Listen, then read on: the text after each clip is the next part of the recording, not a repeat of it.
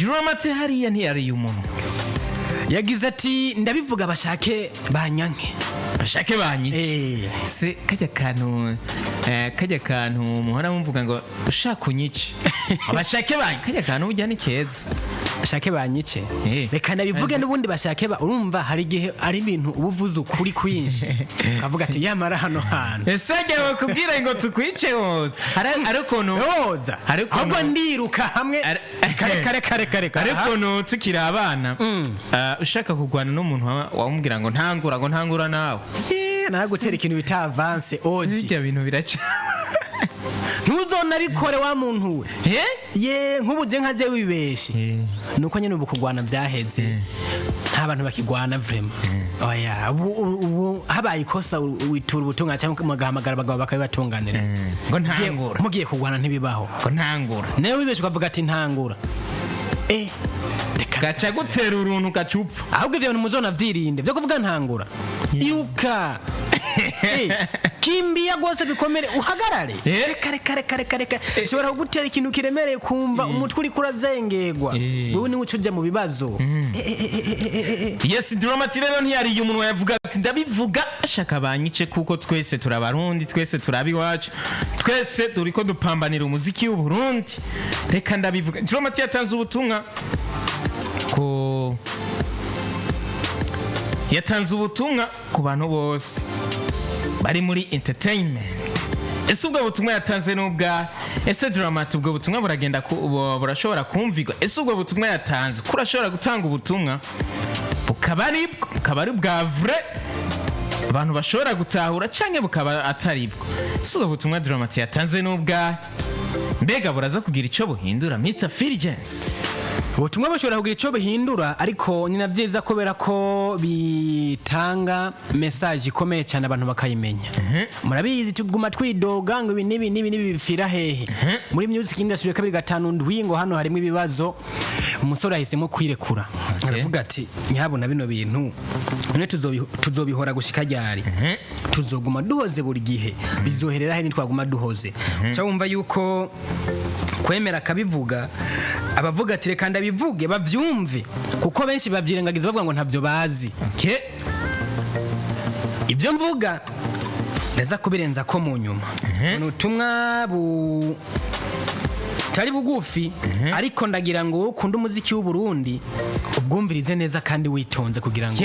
bize kuba bigenda neza cyane hanyuma ka audio bakumva mu kanya turaza kuba tugaruka bigende neza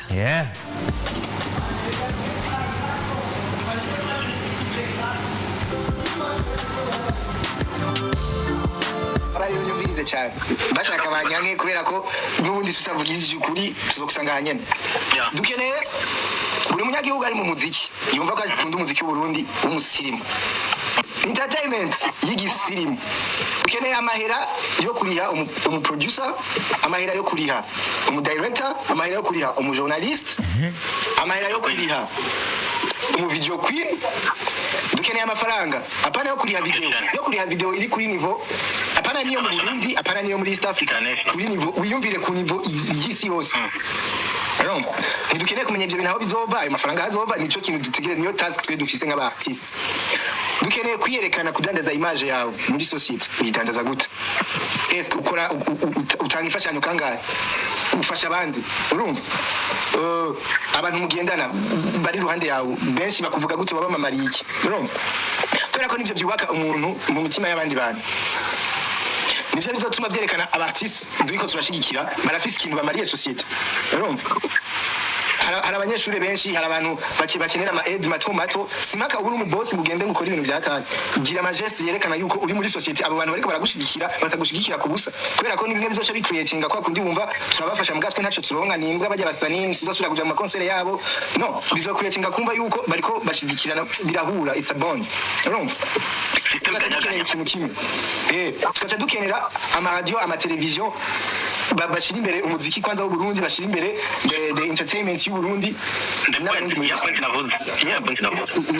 iyo mugasi itegeko biza kuvana n'ibintu umuntu adandaza kubera ko je nyuma afise radio ntabona ibintu vyo hanze nivyo bikundwa nivyo azogura kubera kari mu rudandazo. Dukeneye kubikora nko gukunda igihugu, nko gukunda umuziki wacu, nko gushaka kwibona turi handi hano. Icyagatatu, the respect iva mu bantu baha umu artist eski izobingana gute kubera ko niya biri munsi n'ubundi nawe uzokoresha izo nguvu zose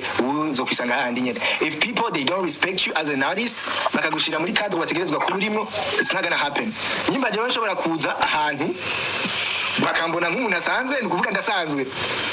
muganira cyane bakambona nk'umu artiste wabo nk'umuntu biyumvamo nanje bizontera ubwa mbere kumva yuko ntari je nyene, bizontera kwinvestisa mu muziki more and more injengera turagitahura. Tukaca dukenera n'aba boss ndabisubiyemo aba boss ari tayari guspending amafaranga mu muziki w'u Burundi atitayeho nkeneye kwinyuza ndiko ndahomba naramufashije urumva ninje ndamufasha ari mu bagenzi biwe kubera ko ababonye muri kumwe akaca agwamagara per video saa 9 y'ijoro. Okay, that was the message. Mwatahuye iki mwumvise iki? Ko biri kose biratahuritse. Buri munsi turasemerera wanashima mu kanavyumva ibi mwumvise ntibivuye mu kanwa kamika. It is someone ari concerned gusumbya jewe cause vyose biva kuri we. He's an artist. Yagarutse ku kintu cy'impande zose kugira ngo dushobore gukora za ndirimbo zifise quality, itari Burundian quality, atari East African quality, but the one which is international. Ya karite izo ziri ku rwego mpuzamakungu, bazovuza umuziki bakuma bati uyu muntu na collabo Chris Brown yumvise indirimbo yiwe no kubona iyo yimuhagaranga mu supporting. Eminem yumvise rap ya Bifes avuga ati ati Fabio Love n'umurundi bro ndumva no guhakora bogira ngo isi kumenye quality iza gutuma bigenda neza. Turaza kuba dukeneye ibintu byinshi. Impamvu twayizanye no nkuru buri gihe twe turabivuga bakumva umengo ni ibintu bisanzwe, but since bivuye mu kanwa ko muririmbyi ari concerned kuturusha uko twege cyo dukora, it's promotion. Tugasesangura kuko hari ibintu abafana bataza kugenda contact face to face n'umu artiste kugira ngo abibasigurire. Twege niho tuca tugira gute cya twintervena tugasigura abantu ukuntu ibintu by'umuziki bimeze, ibintu aba artiste bari bakora tukabahereza amakuru yabo muri rusangi kubera ko hari abantu badafise n'umwe kuja gusura on social media ngo bamenye ukuntu amakuru baza kuyaronka. Hariho n'abandi bantu batazi za ndani yo zibarizwa. Mvuze za ndani umve ya makuru yanya atari buri muntu apfa kuyaronka. Rero aha aye bumvise yuko ari handi dukeneye abantu babitahura muri rusangi. Araza kuzamo ikintu cyo kuja hamwe kugira ngo bikunde. Aba boss ni wowe undi yiteguye guspendinga atatari karabaza inyungu yiwe izoboneka. Mugabo ntiza kuza kuri pression. D'abord aza kubanza kubikora kubera kabikunda yumva keneye gushikira abantu baririmbye. Nimba rero nawe ari karabikora media bariko barabikora nakunza akantu kuko bazi neza yuko iradiyo yabigenge idahembwa na leta. Ntihembwa na leta ibyo bavyo mwe muraribimenya. Kantu yavuze ati si itegeko ko bakorera promotion. Niyo mpamvu hano hantu abantu bakwiye kuhatahura neza. Ejo canke yejo turaza tugasemera vuga amakuru y'umuririmbyi runaka, vuga amakuru y'umusenariste runaka, vuga amakuru yanaka nanaka. Tumuhamagaye tinyabona turakeneye hano hari ikintu tubona kitari kugenda neza. Tukeneye mu kiganiro kugira ngo dufashe gusigura bino bintu kubera ko ushobora kuba ufise ukundi kuntu ubibona. Hari iyindi angle ubibonamwo ko turiko turabona. Cyangwa tukabona hari ahantu hari utubazo kuko turiko turashika mwege mu bikora hano hantu bimeze gute twamwikorako. Bro uzi ukuntu bakubwira reka ariko abaririmbyi bacu n'aba artiste biwacu ndabemera kubera ko siko bameze. Barazi yuko bino bintu bibisaba ubumwe. Siko bameze si bose. Some of them niko bameze, hariho n'abandi ariko bameze. Rero urumva muri ico gihe tuza gukenera gukorabora gukorana ubundi iyo uvuze siko bamezemo reka twebwe kwanza muri urumva reka twebwe muri classic vibes tubashimire kurabona yuko ntabyo bakunze kutugira uwo twikoze karaza abo utwikoze karaza sikuvuga yuko natwe turabera ahubwo nuko bazi yuko ibyo duhora tuvuga cyangwa ukuntu tubikora bifite icyo bibamarira of course nuko bimeze hari ikindi kintu avuga ati zino radio nazo nibabikora si itegeko ariko nibabikora nawe wa artiste bakoreye ibyo bintu ube reconnaisse bo umuntu ari reconnaissa kana bashimi kuba grateful ni byiza cyane kubera ko kwibuka wa ngizi chamara namusi iradira ashobora gupostinga umuririmbyi ntakore na reaction agaca kugira ngo post nayo yabonye na post akanayibona ahubwo ntanashire ko like ntashire ko jeme ariko ibyo nibiki ko ariyo yayo ariko no munsi umuntu w'umufana asanzwe yakora challenge ariko araririmba akayishira ku gapaje kiwe gacuza ugasharinga ya post yiwe ukayisharinga kuri page yiwawe isamirizi wase kuyisharinga post y'isamirizi wase kuyisharinga abongeza bacu bavuga ngo what the f bavuga what the f urumva ko bemeze ko hari n'ikindi kintu rero yagarutse karavuga ati muri ibi bintu rero ikintu nyamukuru n'amafaranga niyakenewe ariko aya mafaranga abantu baza kuyazana niba bandi biteguye gukora kubw'inyungu rusangi gukorera uno muziki apana kubw'inyungu ziwabo gusa apana ngo naramufashije binini cyabumvye biriko birareflectinga bino navyo kavuga ati nze nkore ntakeneza nyungu zihuta ahubwo hari ibindi bintu biza kuza mu nyuma rero hano ikibazo nyamukuru n'amafaranga agaca yongera akavuga ati none ko abafana badusupportinga every day twebwe turiko dukora iki kugira ngo abantu babone yuko ivyo turimwo hari abandi bantu bigirira akamaro ngo wafashije abanyeshuri bangahe wasupportinze abantu bangahe bantu nikora tunamushimira cyane ari mu bantu babikora cyane hadakunda kubyerekana ariko twe turabizi yuko ubikora ntakunda kubyerekana vraiment drama turazi kubikora naho bikora winyegeje ubu ndohora ndagufotora nje ndakazana agafoto hano ese kwinyegeza tunabwirana umuntu azotubona drama uzi impamvu we ntabashaka kubivuga ariko abantu baba babibona uzicakurikiza hari ahantu muri Korani handitse ngo niwakora icyiza icyo kuno kubako kw'iburyo gutanze uko niko uzamenye ibyo watanze ngaha muri kino gipfunsi urumva habarimo akanonyene ko gushaka kubahiriza amategeko y'Imana n'amabwiriza niki ariko iyo wabikoze abantu barabibona mugabo nubwo biruko nka mvugane none ko Yesu namba atari Yesu yakora byose bandika n'ivyo ba Muhammad byanditswe why twege tutobishira ku mugaragara ngo abantu bibibone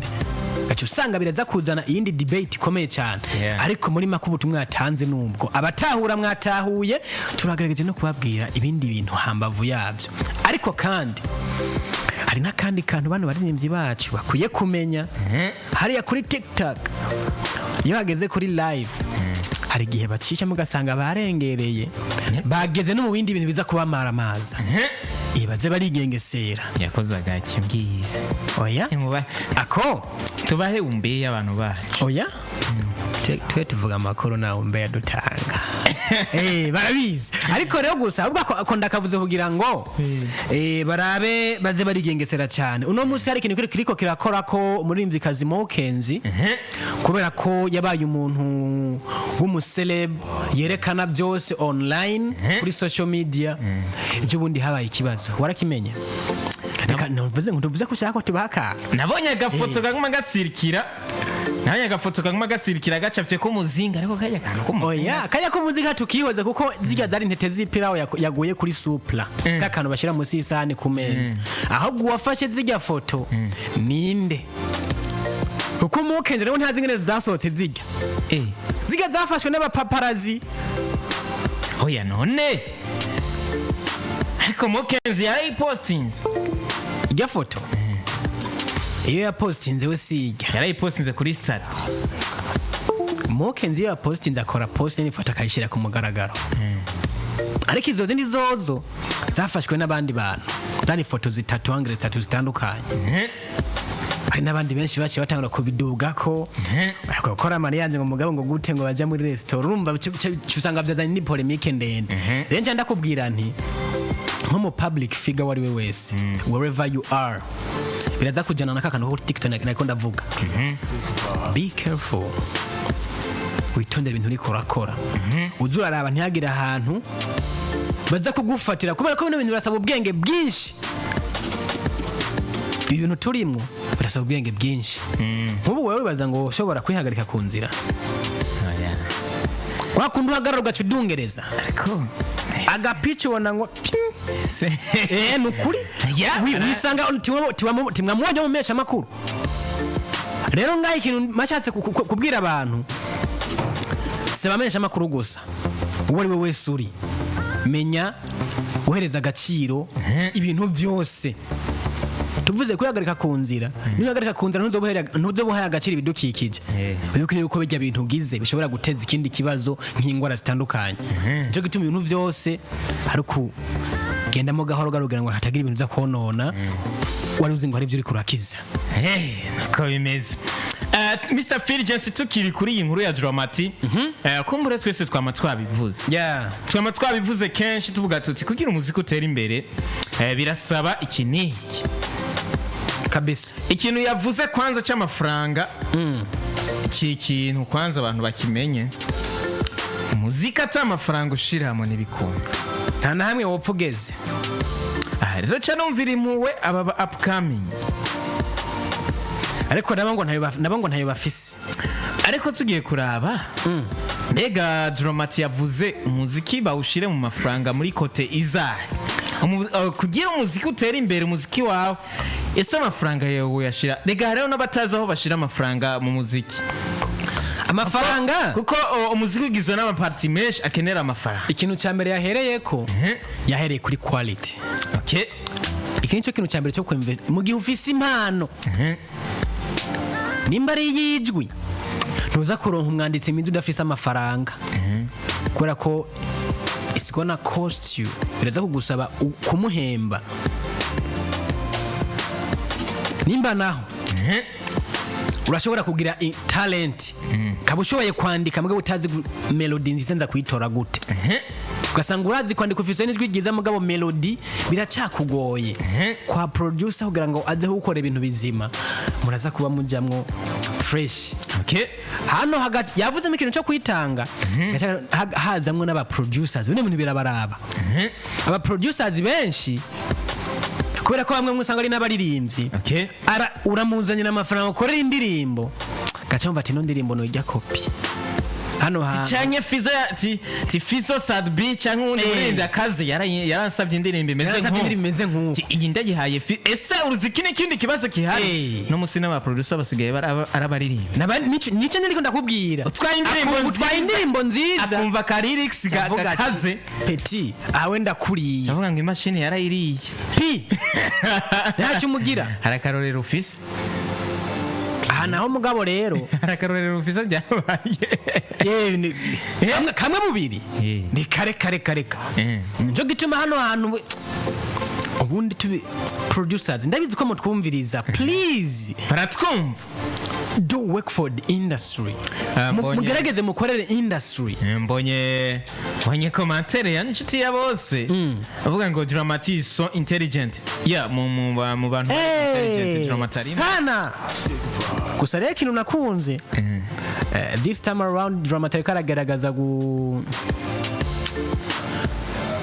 gutumbereza ibintu byose iyo bitegerezwa gutumbera kandi arazi ko bavyumva ariko rero ikibazo those guys ntibari reacting, I don't know why. Ndiko ndavuga muri government. Chiche twana nakivuze tuzona kigarukako ariko bara reacting, what's going on? Tuzokora deba ibi byose biza no muri yikaya ya turakwiye guhamagara minister kwanza kubera ibi byose biza muri yikaya Mukombozi ubona yuko byose birashobora kuba bifise ikibituma ariko tugiye ko twishura kuri aka kabazo bemvestise hiyi amafaranga yabo bayashire hiyi hariho muri quality icyambere aza gushyira muri quality mwumve yuko tuvuze gukora audio nziza aba producer bakora ama audio meza murabazi n'amasanamu meza yaho turi muri audio mbwira batatu uvuga nk'ubu umuririmbyi wawe akubwira ati mbega indirimbo yanjye ngende kuyikorera mbwira aba producer batatu wo muhanura kugenda gukora oya batatu ni bake vuga batatu basi oya batatu no havura nsanga nshaye oya rega nibisigura yuko n'abandi badakora neza mugabo ambwira uti turabizi ko ari benshi ariko Kori Street Beat Joel ndiko ndabatondeka ndiko mvuga uje imbere y'uwundi mu mutwe I breezy ntuzeya utinya kubatondeka nani yitwa nde hajya ni Muzimbabwe cyane ni Musauza nani X Factor muri mireme kazi bariyo hajya kwa Andi Mwago buhari yonde kwa Andi Mwagi muri kuza muri kuza music simarutse no kumva indirimbo ivuyeyo aba ariko baragenda bakora indirimbo z'ama gospel banakorera bari no jitwa nde ujya musore Jibu the classic hari undi musore yitwa FIG kwa muri master music bariyo Mr Fulgence uno munsi hariho uzi yuko hari indirimbo zishobora guhiti bacizo uziko hari indirimbo none ushaka none bose baranganya quality reka nawe kutubesha ushaka quality none bose baranganya reka nawe kuba niryo uraza ahantu hari ikibazo nitwavuga quality uza kwisanga muri ya copy ariko rero still we need identity ariko rero tugerageje kuraba Mr Fulgence gituma Dramati yavuze yuko bategerezwa Afronere badusenze mu kwezi kwindwi 2024 tugeze mu tugadwikiye mu kuri 2025 nta trace nimwe turabona ariko tuvuze trace umve trace ya Afronere ariko tuvuze ku kintu cya quality kuri audio mbega umuproducer umwe araza gushobora gukwiza quality y'indirimbo dukeneye collaboration bisigura yuko kugira indirimbo ize ifise quality kwiye tegereza kumva yuko hari seri nigeze kubona seri bayita gute yo kuri Netflix it was kandayirabe neza kugira ngo ntaza kuhavura mvuga amahopa kubera amahopa ntiyemewe mbonye na message vuga ngo vuza vede pause sigura yuko them people are liking what we doing wait kananje nda sinanje kamutande polets kabatande polets oya niba depose ngo nukubera iki oya bari kiganiro oya ni kindi kintu badeporeje tari kiganiro anje mu ndeporeze uroko ni mu ndeporeze nanje asha ni ya seri bayita nabonye n'aka message ka Big Fizz bayita rhythm and flow rythme et flow hajya flow mu gifaransa ni iki ikintu cyama mu cyongereza uko nyene oya ni flow nyene bya bindi by'abaraperi bifese on flow ijya flow nyene kuri bifese nyene ni okay rhythm and flow yari competition ni filme ni série y'ibintu by'umuziki cyane ya rap mu bana bagiye bashika muri finale muri iyi série babarunka ku ba producer batandukanye ariko muri iyi filme studio zose bagiyeko nta nimwe yarimo mu producer umwe haba harimo mu producer mugabo ari principal aza gutunganya ibintu byose mugabo byasaba yuko haza kuba ariho abandi bantu bagenda bahanana ibyumviro nabo kugira ngo aze kuronka quality nziza uyu munsi mu Burundi ugenda muri studio ugasanga hariyo producer we nta n'undi muntu bari kumwe he is alone ariko kimwe uzasanga bitandukanye n'ukuntu Street Beat ariko arakora imiziki ariko impamvu ariko arakora ijya miziki he is not alone ari kumwe na Kent P ku ruhande ari kumwe na Sadbi edizi miziki arabimenyereye Sadbi ni DJ Corona yarababwira ngo DJ Corona DJ Corona ziko amakuru mfise yuko twasanze ari Sadbi niwe nyene ariko kuko turabibona naha kwa element acayitwara hariya kwa Bobo Pro agakora mastering and mixing uno munsi indirimbo ariko attention iyi ndirimbo Street Beat aherutse gukora bo kwanza tugende ku ndirimbo kuri iyi ndirimbo ya DJ Feel Bites baba tugaruka indirimbo ya Easy Boy na Feel Bite ubona ko yakozwe na Street Beat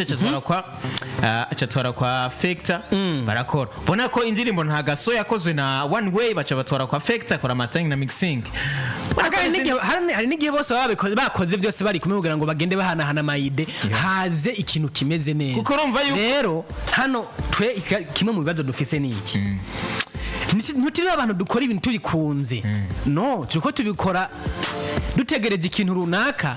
icyo kintu tutanakwiriye we even don't deserve ibyo turiko turaclaiming no twakoze iki reka dukore ariko ikintu gusa bano bantu basabwa dramatic yakisubiyemwo niba bakorera bino bintu nawe ntucyo uvyimba menya yuko ariko barakora kugira ngo iterambere ryawe rigende neza ariko burya nasanze kubyimba biva ku buzima birashobora kuva ku buzima umuntu yaciyemo ni cyagende Sadi yavuze uyu ronse hit atashurago wigeze ucamo nyene utegereza kubyimba Tibice gituma ubona twebwe ba Satbi the people around you nibo bakwiye kumenya ibyo ukeneye nico gituma ari imbyinshi bakeneye team z'abantu babafasha ibintu by'amatimo twakabivuge tuzona sayu ku mutwe ariko ntimwumva baririmbyi niho hano hari kibazo buri muntu kai DJ Fernando hano muri bana bantu harimwo ari no mu bantu nabo bariko baragenda badu ameze fresh musoro ashobora ku na drama tena wanyine ubwiwe nawe nyine arimo naho yivugisha ariko nawe urimo Phil Johnson nawe urimo bemeza yuko kugira uronke hitara amashance chance irazamo irazamo cyo gituma apagani bafise ibibazo bikomeye cyane kuko ahambonye ubutumwa bwa nshuti yabose avuga ati producer siwe akora hit producer sio hit ni chance nitwavuze ko producer akora hit oya ahubwo twavuze kugira turonke ikintu ifise quality nitwavuze ko producer akora hit nibya hit nabyo tugeze tuvuga twavuze kuri quality turacyari ku kintu cya quality ikenewe aho naho n'amajwi atumwanije neza umuziki ukoze neza mastering mixing fresh kora amasanamu mazima lyrics zimeze neza ibisigaye ubisengere akaburungu kubisengera nako ni gute haza kuzamo kugira amaraso meza ku bantu uze kurekura akantu abantu bakumve bakavibinge urumva hanyuma bigende neza atankomanzi ariko ngahano canza nkavuga ko hari itandukaniro rya hit song na good song tuca tuza tukavuga nimba hit ari chance good song nawe ni kugira ibe good song hit nimba ari chance rega good song n'ubundi zozo kenshi ntizi blowing mvuze ku blowing ni handi ubona ikintu nyine cyaturiye benshi bati good song kenshi uba bafisemo uruhara n'umuririmbyi good song aza kuzamo amajwi meza amajambo meza ndavuga kuri message iza kubimeze neza ariko iraza no gukundwa mugaboza gusanga atari yandirimbo y'ibisazi kandi ahantu hose uyivugije umva meze neza mugabo abantu nibayamako abantu ofete indirimbo gusa buri gihe ubona nyene abantu bose babayikunda kenshi usanga ari n'indirimbo ifise ikintu yibutsa umuntu kenshi aho kandi good song kandi niziza no mu ndirimbo z'ibirori kenshi uzosanga atari n'indirimbo hit song izi ndirimbo ubona nyene za business dutambe tukavibinganye ni ariko ngumu nk'akarorero dare my paroma haga B-Face ya ndirimbo yaza kuyisora atari muri kajya kajagari ya ndirimbo yari kuba yari good song ndiza kandi yonagumye iri kuri hit mugabo nk'ubu urabona yarahitinze kijya gihe mugabo hano hose uyivugije neze neza ni good song ni yakoranye na We Love Muziki niyo ndi kuvuga bayita motivation ariko rero tuze guhavura tuba stake ku kintu kimwe za ndirimbo nza zibonetse guturi kuratanga ibintu bya ku bantu utegerezwa kumenya neza who are the gatekeepers of the promotion y'umuziki hari ahantu ho kumenera uyu munsi gatekeeper ya promotion ni TikTok challenge hafi hejuru hasi hejuru ariko urabizi no ndirimbo ya Linoji na Fernando na wa muhungu na DJ Lize uraza ahantu igeze no munsi igeze kure indirimbo za December nyinshi zigeze kure zikiri muri studio zitanasohoka ku kantu katashikana n'umunota indirimbo aho rero niho ho gupromotingira hereza abantu zino challenge bazikore ibyamamare byose musatire makayeme ukorere challenge bajya abantu bafise aba followers benshi gerageza uburyo bwose zo gukora indirimbo bubwayo bayumvise bibwi atano kuza kurinda kubarondera kuko indirimbo iza kugenda ntabi nico gituma ha interview n'akantu ka chance ariko mugabo gara ngo umuririmbyi nk'amafaranga naho baba boss reba cha intervene ariko kantu uvuze ngo ko gusatira kugira umuntu akore ama challenges nabyo ntihava haza abantu bavuga bati jewe sinisemba nkuko nigeze kubona ka video ka Big Fizz ati jewe never ninari mubiki sinigera nsaba collabo umuririmbyi ngo ndavugamire ngo mpa collabo jewe ndafise ukuntu nsaba collabo sinja muri bandi bafuka ariko tuje kuri roriro nawe cyavuga ati muririmbyi nyene utegerezwa ko ubona yuko hari ikintu akurusha hiyi uramwisemba nyene cyane wumva yuko hari abaririmbyi banka gasuzugo bose no bwango nagasuzugo hari abaririmbyi banka gusaba ikintu cyane kwisemba ku muntu nabandi bavuga bati iyo mfise ico namukeneye ntegerezwa ko mwisemba kwisemba si fresh navuze gusaba sinavuze gusega gusega no gusaba bitandukanye biratandukanye rero ati Drizzy uramusi komenze nabi wontiza bitanu umbwiye oya umbwiye oya it's okay I'm gone ndanyitse ndagiye ariko haro kuvuga ati mpunguti nukuri kwimanura urabona zebe ahoreraho abambwiye ibintu byo kwinginga sana cyo navyo siyo fresh ahubwo gusaba n'abantu wici we umuntu mubwiye ati burya rero urabona cyagutwara niki ukabona arabyanse gerageza impamvu zituma hanyuma yemera akaya n'andi drama cyaje avuga ati uri kurakora kugira ngo abantu bazobone ko ibintu byawe bifitiye akamaro igihugu uri kura supporting abandi umaze gutanga amakaya ngahe kwishure umaze gushikira abantu banikora bangahe umaze guparticipa mu bikorwa by'igihugu bingahe ibintu nk'ibyo umaze kuparuvena uno munsi cyane muvuge ku radio god azengereje imitwe ya benshi ni Rinate mureke nyene yirire why do you think yuko mureke yirire apana hiti bibaza ko kubereka afise support numwe mu bantu no musa akora promo aba diaspora bagacuruza atari amafaranga yabasabye mugabo hagaze ko akora ka live kiba kuri Instagram abafise umuvinyu bitamuso ugugwa ngahe mivinyu ndiko ndakubaza amafaranga ugugwa nyene anga uyu munsi afise agence y'ingenzi iyo initiative baza kwiremera bingana gute bijya bintu ari karakora barabona impact yabyo kurangisha nta muntu ararangije ikintu ngo akibure biza namwe n'amashanse yose no kumenya ibyo urimo buri muntu muri afete amenye cyajejwe ashiremwo nakara ni patriotisme ya quality ni yaboneka promotion aho rero reka tubanza tuze ngaha reka maze some turacari kuri quality ya kote ya audio nshuti yabo sati producers sio quality producers sio hit ni chance we just need to work hard ico twagisubiye muri ko turavuga ibintu by'ama hit niki twakivuze wapi worldwide music is a sweet melody abyumva worldwide music novuga niyo nka good song ufite talent ntuze gukora ntuzi gutumbereza melody neza producer utamurisha azobigufasha Oya tureka gucisha ku ruhande utamurisha azobigufasha gute indirimbo irashobora kuba yanditse nabi canke yanditse nyene harimo udusoro producer akabibona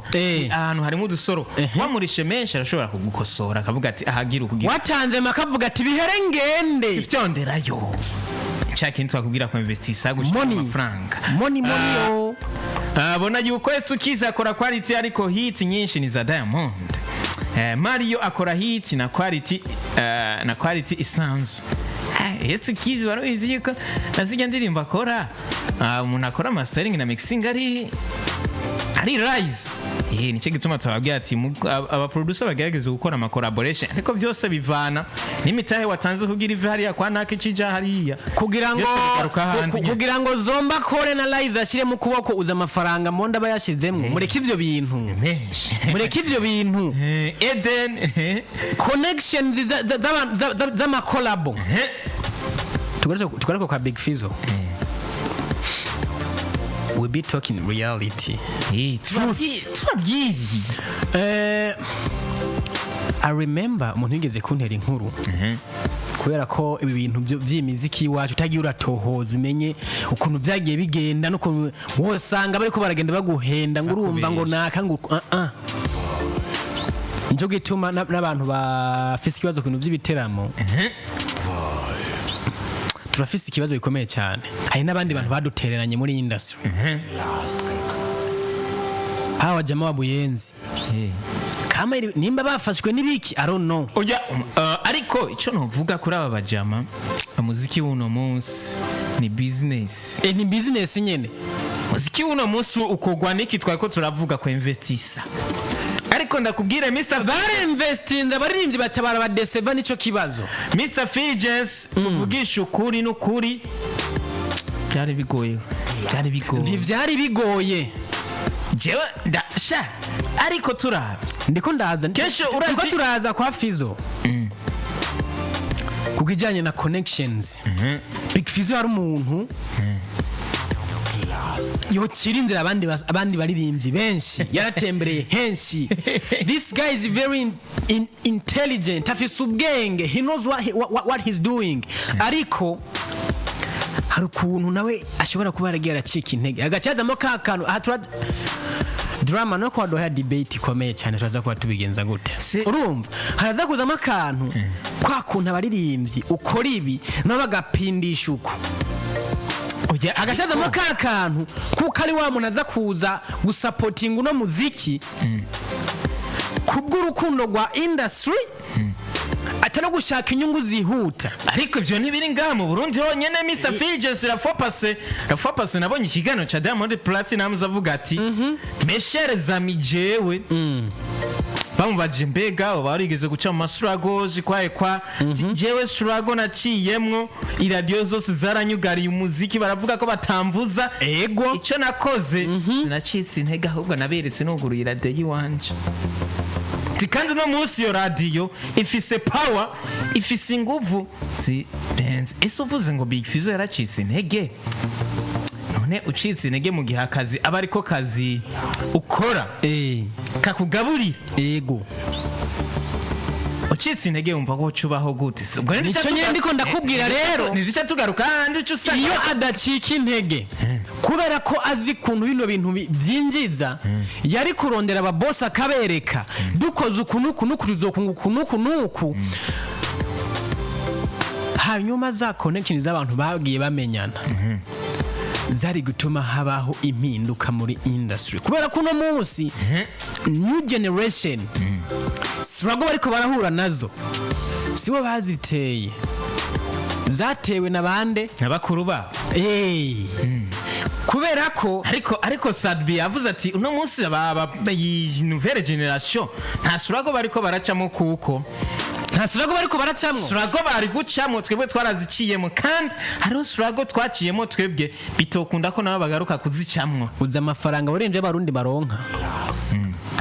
tubura quality nziza gute nimba atasirago bariko baracamwa ariko urashobora gusanga umwe wese bivana na target yamuzanye mu muziki ni hahandi hari kibazo rero sinakubwiye ko hariho abaca babona ko arabasa avuga ati uno munsi kuri YouTube bampemvye ziriya Roventru bampemvye hewe ndayajya mu kabare le 20 le 26 bariko barahemba kuri YouTube barabizi Roventru gushika 26 kuri YouTube babahembwe nimba ari umu YouTuber ufise umugenzi kigenda umubwira ati hiwi ndaba none unkorera akantu ani cege tuma navuze nti bivana na target ikintu cyazanye umuririmbi rero hano hantu deception yagiye arahura nazo yaciye acika intege haburamwo rero ukuntu biza kuba bigenda nyene ngo habe kwa gukoraborana n'abandi ariko yarakwiye gucika intege oya no ntibyari bikenewe sawa safi hariya ba Harmonize bareva arazwi afise izina baravuyemwo ariko ntiyacitse intege arazwi afise izina ndiko ndavuga Big Fizzo naho bamudesevye hari ikintu yari gukora kindi kiza gutuma n'ubundi bagira gute akavuga ati nimba rero babyanse kangende je nyene okay arafise support arafise na connection twagiye cyari nabo ni gikundiro turavyemenya ko afise abafana benshi kandi bamukunda sana mugabe kibazo cyabo nabo festival don independence ejo bundi raje hingurabe dusange hagaragara kuri set mbere tuvuge yuko mbere agiye kuza mu Burundi Big Fizzo arashobora kuza nuko nabwo tukamubaza neza festival ahubwo cyane kumurondera kuko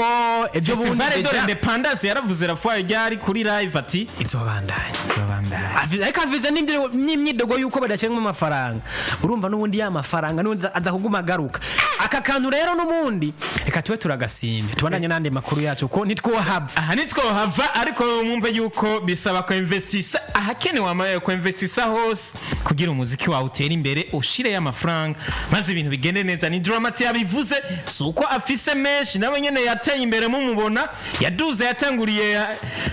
ku ndirimbo Madame kuva ahaviriye hari ariko nubundi nawe aba boss nubundi kiracyarimwo oya ariko gahaze